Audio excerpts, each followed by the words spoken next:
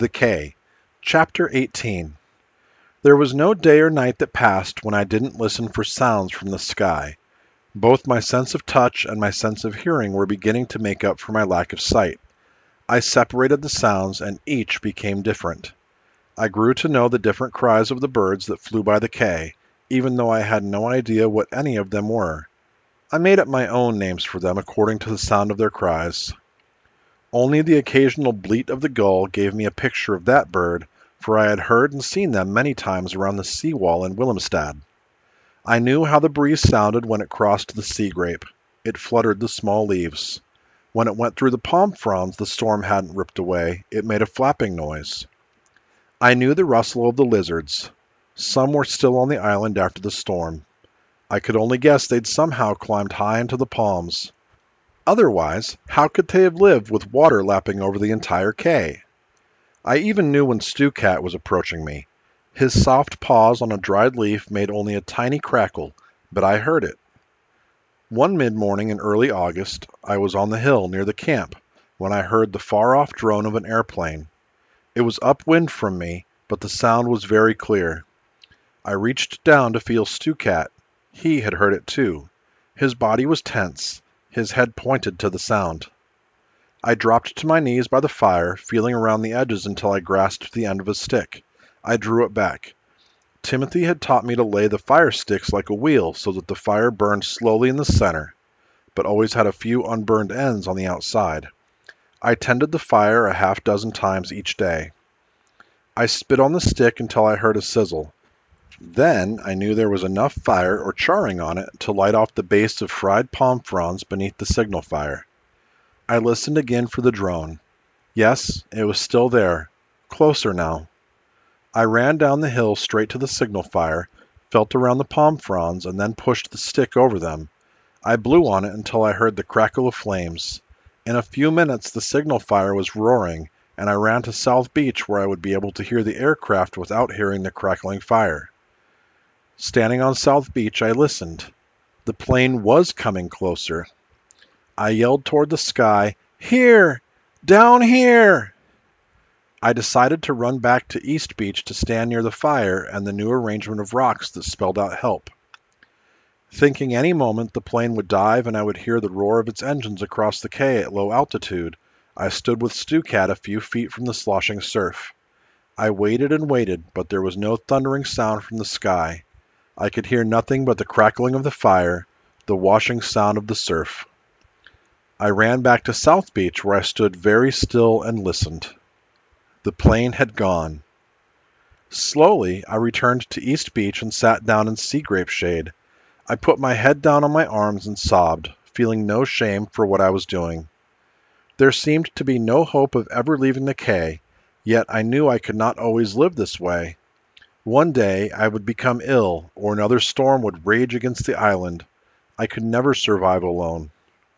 There had been many bad and lonely days and nights, but none as bad as this. Stukat came up, purring, rubbing along my legs. I held him a long time, wondering why the aircraft had not come down when the pilot saw the smoke. At last, I thought, perhaps they didn't see the smoke. I knew it was going up into the sky, but was it white smoke that might be lost in the blue-white sky, or was it dark and oily smoke that would make a smudge against the blueness? There was no way to tell. If only there were some oily boards, the kind that drifted around the waters of the Kattegat. But I knew that the wood floating up on the beach consisted mostly of branches or stumps that had been in the water for weeks or months. There was nothing in them to make dark smoke. I began to think of all the things on the island. Green palm fronds might send off dark smoke, but until they were dried, they were too tough to tear off the trees. The vines on North Beach might make dark smoke, but the leaves on them were very small. The sea grape. I snapped off some, feeling it between my fingers. Yes, there was oil in it. I got up and went over to the fire, tossing a piece in. In a moment, I heard it popping the way hot grease pops when it has dropped into water. I knew how to do it now. The smoke would rise from the K in a fat black column to lead the planes up the Devil's Mouth.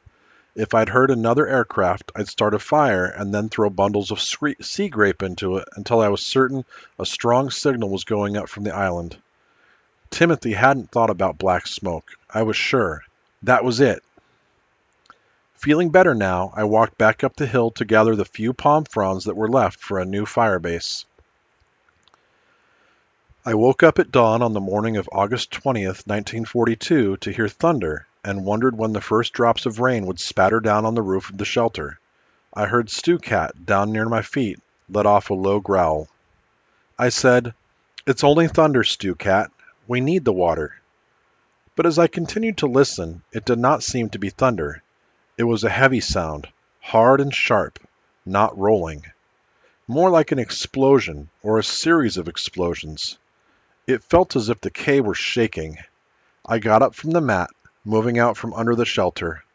The air did not feel like rain. It was dry, and there was no heavy heat. "They're explosions, Stu," I said. "Very near us."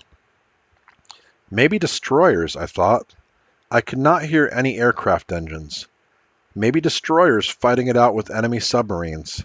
And those heavy, hard, sharp sounds could be the depth charges that my father said were used by the Navy to sink U-boats. This time, I didn't bother to take a piece of firewood down to East Beach. I dug into the tin box for the cellophane-wrapped package of big wooden matches. 4 were left. I ran down the hill.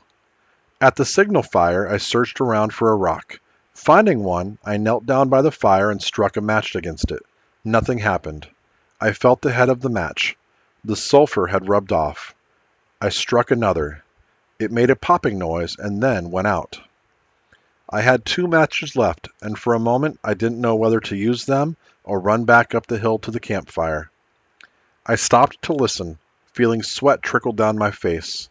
The explosions were still thundering across the sea. Then I heard the drone of an aircraft. I took a deep breath and stuck the next to last match. I heard it flare and ran my left hand over the top of it. There was heat. It was burning. I reached deep into the fire pile, holding the match there until it began to burn the tips of my fingers. The fire caught and in a moment was roaring. I ran across the beach to begin pulling sea grape down. I carried the first bundle to the fire and threw it in. Soon I could smell it burning. It began to pop and crackle as the flames got to the natural oils in the branches. By the time I had carried 10 or 15 bundles of sea grape to the fire, tumbling them in, I was sure that a column of black smoke was rising into the sky over the quay. Suddenly, a deafening roar swept overhead.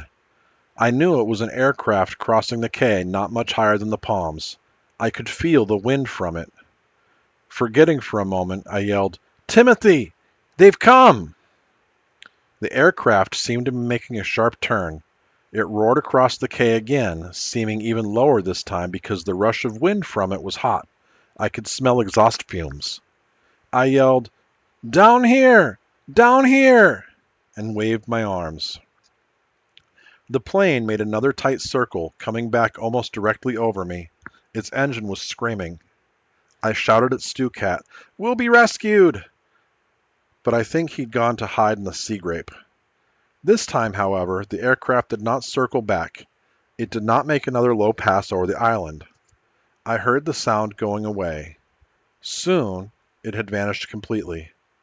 Then I realized that the explosions had stopped too. A familiar silence settled over the quay.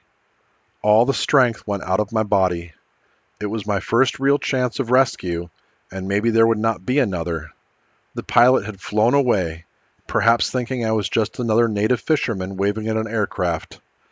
I knew that the color of my skin was very dark now. Worse, I knew that the smoke might have blotted out the lines of rocks that spelled help. Feeling very ill, I climbed the slope again, throwing myself down on the mat in the hut. I didn't cry. There was no use in doing that. I wanted to die. After a while, I looked over toward Timothy's grave. I said, "Why didn't you take us with you?